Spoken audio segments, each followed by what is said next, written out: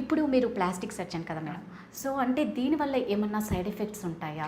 Plastic surgery అంటే side effects ఉంటాయని ఇక చాలా కామన్గా అందరూ వింటుంటారు, పేపర్స్లో చావులు అయిపోయినాయి ఇలా ఇలా అని. అదంతా నా తరపు నుంచి ఫస్ట్ సలహా ఏంటంటే, పేషెంట్కి ఏ ప్లాస్టిక్ సర్జరీ అయినా కానివ్వండి, ఏ సర్జన్ దగ్గరికి వెళ్తున్నామో చూసుకోండి. చాలామంది అసలు ప్లాస్టిక్ సర్జన్ దగ్గరికి వెళ్ళరు, వాళ్ళకి తెలియదు వాళ్ళు ప్లాస్టిక్ సర్జన్ కాదని. అంటే ఎలా తెలుసుకోవాలి? అంటే వినేంత వరకు వీళ్ళు ప్లాస్టిక్ సర్జన్ అని వెళ్ళిపోతారు. సాధారణంగా డిగ్రీలు ఒక డాక్టర్ దగ్గరికి వెళ్తున్నాం, అది కూడా సర్జరీ అంటే ఆ డాక్టర్ గురించి కొంచెం స్టడీ చేయాలి, తప్పదు.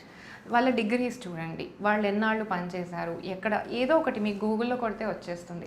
చాలామంది ప్లాస్టిక్ సర్జన్ కాకుండా ప్లాస్టిక్ సర్జరీ ప్రాక్టీస్ చేసేవాళ్ళు ప్లాస్టిక్ సర్జన్ అని రాసుకోరు, సర్జన్ అని, కాస్మెటిక్ సర్జన్ అని రాసుకుంటారు. అదే నెగటివ్ పాయింట్.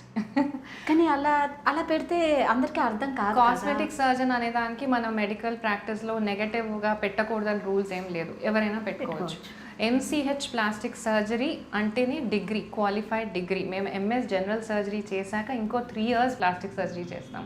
సో అక్కడ మాకు ట్రైనింగ్ అవుతుంది, అసలు ఏమేం బ్యూటీ ట్రీట్మెంట్స్ చేయొచ్చు. అసలు ఆ కోర్స్ కన్నా కూడా బయటికి వచ్చాక ఇంకా ఫెలోషిప్స్ ఉంటాయి, కాస్మెటిక్ సర్జరీ అంటే అడ్వాన్స్డ్ కాస్మెటిక్ సర్జరీ ఫెలోషిప్స్. అవి అయితే ఇంకా అడ్వాన్స్డ్గా ట్రీట్ చేయొచ్చు విత్ లెస్ కాంప్లికేషన్స్. సో ఈ ప్యాసేజ్ అంతా దాటి వెళ్ళిన డాక్టర్కి generally less complications. So the choice of doctor అనేది చాలా ముఖ్యం. ఇవాళ రోజుల్లో అయితే తెలుగు స్టేట్స్లో చాలామంది క్వాక్స్ ఉన్నారు కాస్మెటిక్ సర్జరీకి, చాలామంది. అదే biggest negative point in picking plastic surgery. And then coming to common complications అనుకోండి, ప్రతి సర్జరీకి ఒక చిన్న కాంప్లికేషన్ ఉంటుంది. అంటే స్కిన్ కుట్లేసామనుకోండి, అది ఓపెన్ అవ్వడము, లేదా కొంచెం నీరు చేరటము, ఇట్లాంటివి కామన్, అవి సహజం. అయితే మీకు వచ్చే కాంప్లికేషన్ని ట్రీట్ చేయగలిగేంత క్వాలిఫైడ్ ఉండాలి ఆ డాక్టర్. Right, that's it.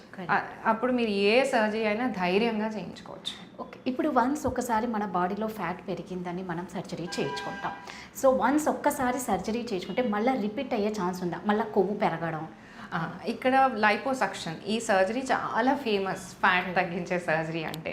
అయితే చాలామంది ఏమనుకుంటారు, ఒక 120 kgs 150 kgs వెళ్తే సర్జరీ చేసేస్తే అయిపోతారు. అది లైపోసక్షన్ ప్లాస్టిక్ సర్జరీ కాదు, అది బేరియాట్రిక్ సర్జరీ. అది ప్లాస్టిక్ సర్జన్ చెయ్యరు, అది గ్యాస్ట్రోఎంట్రిక్ సర్జన్ చేస్తారు. అంటే అది లోపల నుంచి అయ్యే సర్జరీ, అంటే పైప్, మన గ్యాస్ట్రిక్ పైప్కి చేస్తారు. అది బాడీ వెయిట్ లాస్కి. లైపోసక్షన్ ఎవరు వెళ్ళాలంటే, ఇప్పుడు మొత్తం బాగా వర్కప్ చేస్తున్నారు, రెగ్యులర్గా ఎక్సర్సైజెస్ చేస్తున్నారు, అయినా నాకు ఈ చేతి మీద ఫ్యాట్ పోవట్లేదు, నేను మొత్తం బాడీలో సన్నగా ఉన్నాను, పొట్టలో ఒక చిన్న టైర్ ఉంది, అది వాళ్ళు ideal cases for liposuction. Okay, అది ఆ డెసిషన్ మేకింగ్ కూడా ప్లాస్టిక్ సర్జన్ కరెక్ట్గా చేయాలి, అప్పుడు రిజల్ట్స్ బాగుంటాయి.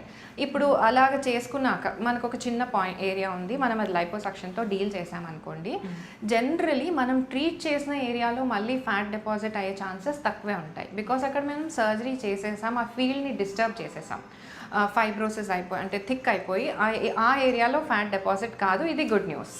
అయితే బ్యాడ్ న్యూస్ ఏంటి దీంట్లో అంటే, తర్వాత మళ్ళీ మనం వెయిట్ పుట్ ఆన్ అయిపోతున్నాం అనుకోండి, మెయింటైన్ చేయట్లేదు వెయిట్, ఆ ఫ్యాట్ ఎక్కడికి వెళ్తుంది, అది వెళ్ళి ఇంకొక ప్లేస్లో డిపాజిట్ అవుతుంది.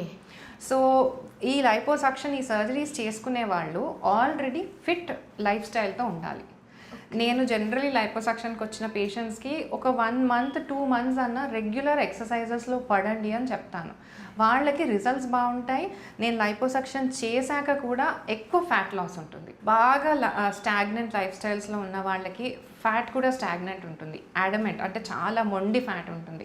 అది తీయడము కష్టము, వాళ్ళ రిజల్ట్స్ కూడా మొత్తం సర్జరీ కాస్ట్, ఆ టైమ్ ఆఫ్ సర్జరీ, ఆ డౌన్ టైము అంతా కూడా వేస్ట్ అయిపోతుంది, ఎందుకంటే మనం ఎక్స్పెక్ట్ చేసే రిజల్ట్ రాదు.